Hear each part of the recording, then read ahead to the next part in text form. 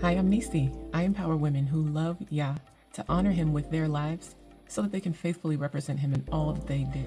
I know what I want to talk about. I know who I'm talking to. And I know that the Most High is calling me to talk about these things. I experienced sexual abuse.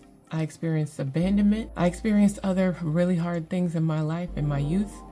And therefore, when my decisions became my own to make, those choices were so self-destructive because of how my mind had been affected by the things that happened to me.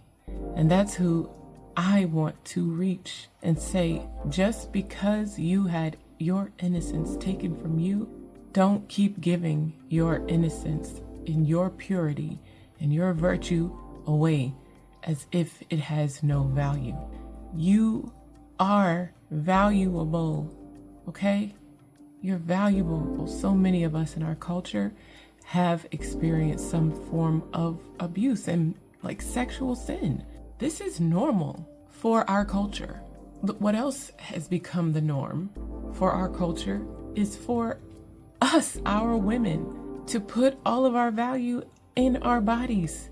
Look at the things that are happening to us. How much attention and focus is on a sexual lifestyle when many of us don't have no business having sex. My heart is for the woman who is now making those self-destructive choices with her life, living in promiscuity, living dangerously, living addicted, Yah forbid, perpetuating the sexual sin that happened to her and maybe victimizing someone else. My message is for you to let you know that if the Most High can bring me out of the lifestyle that I was in, then he can bring you out.